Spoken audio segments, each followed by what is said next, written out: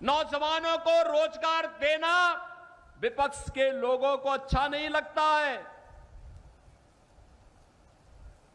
क्योंकि ये नौजवान जब कार्य करेंगे तो ये जातिवाद की राजनीति समाप्त होगी। विपक्ष फिर से जातीय आधार पर समाज के ताने बाने को बांटना चाहता है, छिन्न भिन्न करना चाहता है। हमें इससे ऊपर उठना पड़ेगा, हमें इससे आगे बढ़ना पड़ेगा।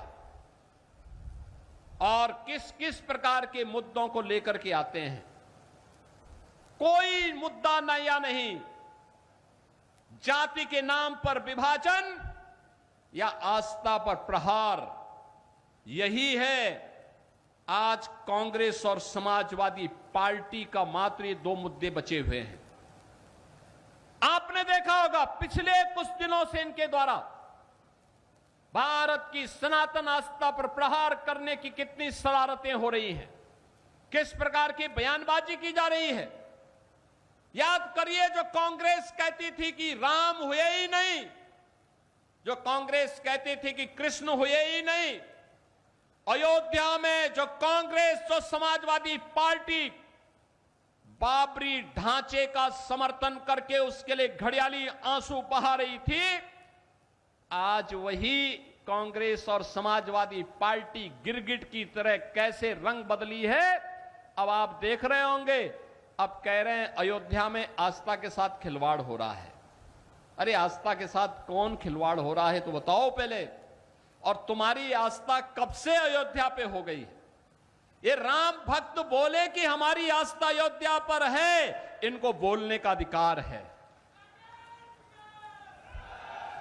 इन्होंने, इनके पूर्वजों ने अयोध्या के लिए लड़ाई लड़ी है, ये बोल सकते हैं, लेकिन कांग्रेस को बोलने का कोई अधिकार नहीं है।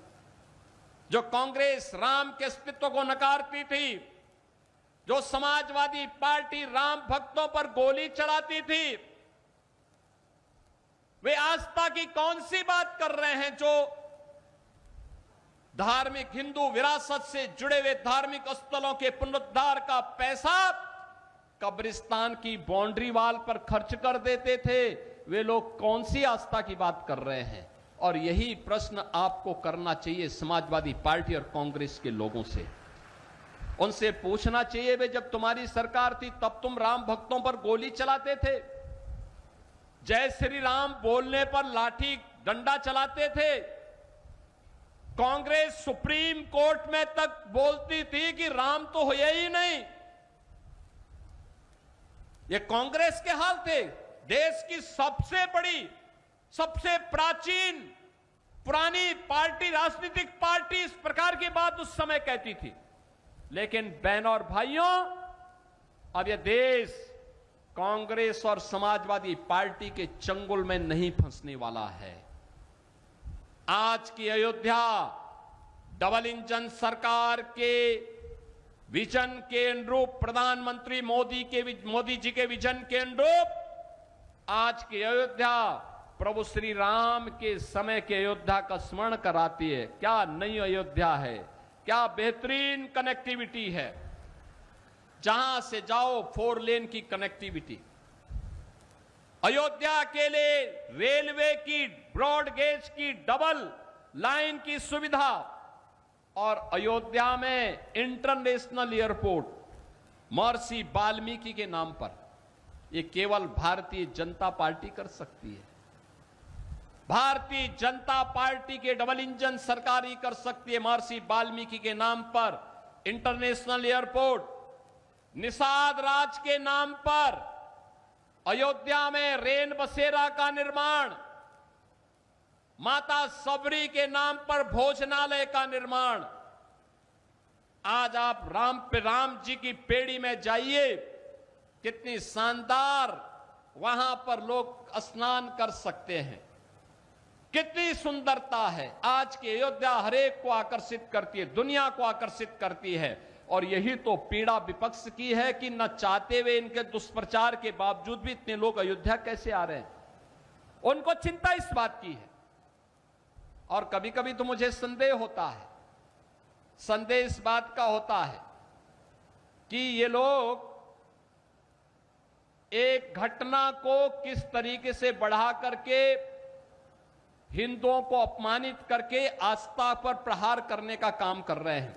मैं समाजवादी पार्टी और कांग्रेस के लोगों से पूछना चाहता हूं, अयोध्या में जिस कथित चोरी पर तुम हिंदू आस्था पर खिलवाड़ कर रहे हो, एक भी बार बताओ वक्फ के नाम पर हजारों हेक्टेयर लैंड प्रदेश में भी और देश के अंदर भी बेची गई। एक भी बार ये लैंड गरीब की थी, कमजोर तबके के लोगों की थी।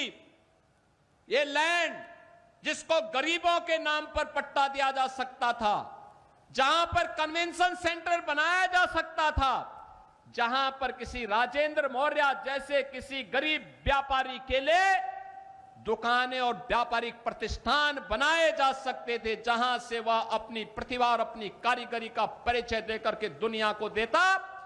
इन्होंने वक्फ के नाम पर उस लैंड को कब्जा करवा करके बेच करके, और कुछ चुनिंदे लोगों ने वक्फ के नाम पर उस लैंड का वारा न्यारा किया है। एक भी बार कांग्रेस और समाजवादी पार्टी बोली नहीं, एक भी बार बोली नहीं। अयोध्या के बारे में तो मैंने पिछले दिनों ही कहा था, अयोध्या में श्री राम जन्मभूमि तीर्थ क्षेत्र न्यास ने उत्तर प्रदेश सरकार से एसआईटी के गठन की बात की थी, और मैंने कहा था एसआईटी दूध का दूध और पानी का पानी करके रहेगी। और बहनों और भाइयों, अयोध्या में एसआईटी ने जो जांच की, प्रारंभिक रिपोर्ट के आधार पर ट्रस्ट ने कार्रवाई करते हुए एफआईआर दर्ज कराई। एफआईआर के आधार पर जिनके खिलाफ साक्ष्य थे, उसके आधार पर कार्रवाई भी हुई है। लेकिन मैं कहता हूं, वक्फ के नाम पर समाजवादी पार्टी और कांग्रेस के लोगों के मुंह पे फेविकोल क्यों लग जाता है? क्यों इनका मुंह बंद हो जाता है? कैसे लोग हिंदुओं के धार्मिक स्थलों पर हिंदुओं के द्वारा दिए गए पैसे का दुरुपयोग कब्रिस्तान की बाउंड्री के नाम पर करते थे? तब आस्था आहत नहीं हो रही थी। जब ये इलीगल स्लॉटर हाउसेज चलाते थे, गौ माता की हत्या करवाते थे, गौ माता को तस्करों के हाथों में पिछवाते थे, तब क्या हिंदुओं की आस्था आहत नहीं हो रही थी? जब अयोध्या में राम भक्तों पर गोली और लाठी चलाते थे, क्या तब हिंदुओं की आस्था आहत नहीं हो रही थी? जब इनके द्वारा भगवान राम और भगवान कृष्ण को काल्पनिक कहा जा रहा था, तब क्या हिंदुओं की आस्था आहत नहीं हो रही थी? मैं पूछना चाहता हूं समाजवादी पार्टी और कांग्रेस से, जब ये कावड़ यात्रा को प्रतिबंधित करते थे, क्या तब हिंदुओं की आस्था आहत नहीं हो रही थी? जब इनके द्वारा श्री कृष्ण जन्माष्टमी के आयोजन पर रोक लगाई जाती थी, दुर्गा पूजा के पंडालों को रोका जाता था, तब क्या हिंदुओं की आस्था आहत नहीं होती थी? जब किसी हिंदू पर्व और त्योहार के पहले दंगे और उपद्रव शुरू होते थे, तब क्या हिंदुओं की आस्था आहत नहीं होती थी? क्या इसका जवाब कांग्रेस और समाजवादी पार्टी के लोग देंगे? और यह प्रश्न हम में से हर जागरूक नागरिक को इनसे करना चाहिए। इन लोगों से प्रश्न पूछा जाना चाहिए, तुम्हें क्या अधिकार है? श्री राम जन्मभूमि ट्रस्ट कार्य कर रहा है और मंदिर की व्यवस्था का संचालन कर रहा है। उस ट्रस्ट के कार्य में किसी का हस्तक्षेप नहीं। ट्रस्ट जिस प्रकार के कार्यों को आगे बढ़ा रहा है, आज भगवान राम का भव्य मंदिर उस रूप में हम सबके सामने दिखाई दे रहा है। कितना भव्य मंदिर! इनकी पीड़ा तो ये थी कि जहां पे ये बाबरी का गुलामी ढांचा देखना चाहते थे, आज आप सबके पुरुषार्थ से वहां भगवान राम का दुनिया का सबसे बड़ा मंदिर खड़ा है। और यही तो पीड़ा समाजवादी पार्टी की है। उनकी पीड़ा तो यह है, उनकी पीड़ा आस्था नहीं है। और इसीलिए मुझे देख के लगता है, अब तो इन सपाइयों से, इन कांग्रेसियों से गिरगिट भी शर्मा रहा होगा कि भाई देखो, कम से कम एक नई प्रजाति आ गई है कि जो हमसे तेजी के साथ रंग बदलती है, और ये इन लोगों के दोहरे चरित्र से आप अनुमान लगा सकते हैं। और इसलिए बहनों और भाइयों, आप सबको मैं आश्वस्त करता हूं, सुरक्षा का मुद्दा हो, एक गरीब को योजनाओं का लाभ देने का कार्य हो, एक नौजवान के रोजगार का मुद्दा हो, हर बेटी और हर व्यापारी को सुरक्षा और सम्मान देने का कार्य हो, ये डबल इंजन की सरकार कार्य करेगी, लगातार कार्य कर रही है। विकास के जो भी प्रस्ताव माननीय जनप्रतिनिधियों के माध्यम से हमारे पास आते हैं, द्रुत गति से उन पर कार्य होता है। और आज इन सभी योजनाओं की सौगात प्रतापगढ़ सदर और विश्वनाथगंज विधानसभा की जनता जनार्दन को अर्पित करते हुए मुझे प्रसन्नता की अनुभूति हो रही है। मुझे पूरा विश्वास है विकास की गति निरंतर प्रतापगढ़ को प्रगति के पथ पर अग्रसर करेगी, और प्रतापगढ़ की प्रगति उत्तर प्रदेश की प्रगति होगी।